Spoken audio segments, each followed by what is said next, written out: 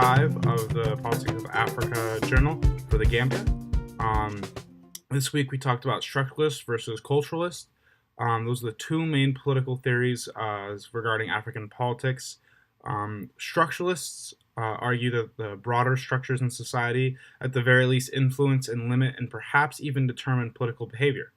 As far as structuralist concerns in gaming go, I'll list off a couple of different um, political things that have occurred, political events, and explain them through the structuralist point of view.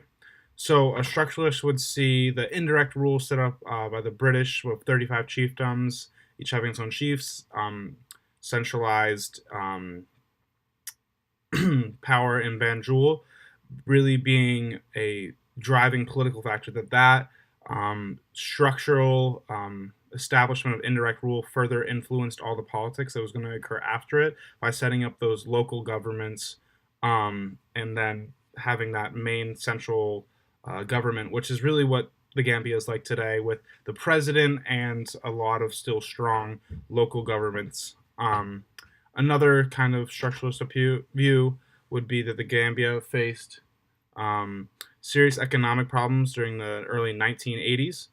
Foreign donors began to refuse aid, and because of that, there was a lot of food and fuel shortages. And this in rural areas really affected the poor people. But in 1985, there was a series of austerity measures and reforms the government put into place and disciplined fiscal and monetary policy.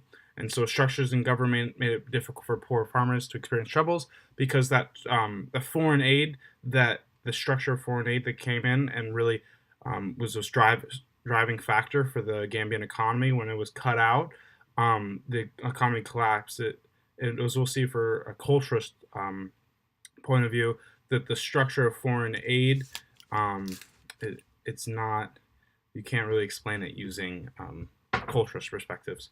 And then a weak central government made a bloodless coup possible. So because of the structure of the government and that the Gambian government really was struggling at the point in time of the coup, that because of political and structural factors made it easy for the coup to take over.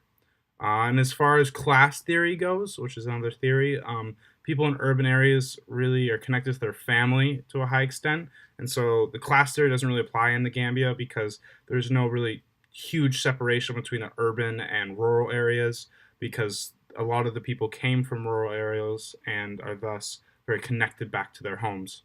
So a culturalist perspective, I feel, doesn't really explain the Gambia as well, because the culture of the Gambia hasn't really played a role at all into the politics of things, and neither has it created any conflicts or tensions that we've seen in other African nations. But those can also, again, still be explained through the structuralist perspective.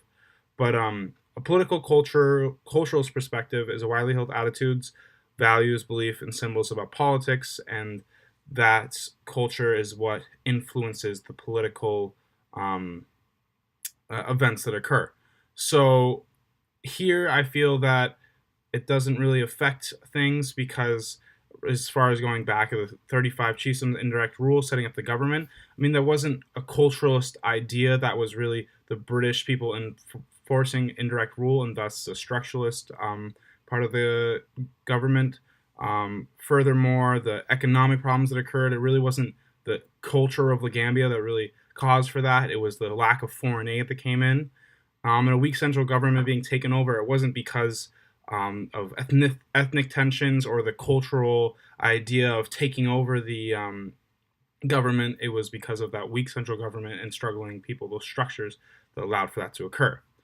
So I just also feel that because a strong part of the Gambian culture is Islam, and that's not really seen in the politics as much. I mean, there is some Islam represented in politics as far as prayers go and religion, but it's not like controlling. There's no Sharia law, and it's not like corruption, which is we've seen in many of the presidents, the past two presidents, is really a Gambian thing. It's because of the structures that allow for the president to take foreign aid and pocket a lot of it, and the taxes and pocket a lot of that money.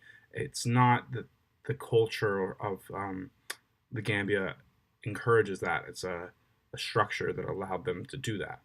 And so I think as far as uh, cultural goes, I think that the Gambia is working towards a civic culture and away from authoritarian culture, which really, although the Gambia had free elections and quote unquote, um, the authoritarian culture is really starting to diminish. Hopefully, with President Barrow really establishing a strong democracy, there'll be a civic culture in the Gambia. So, thank you.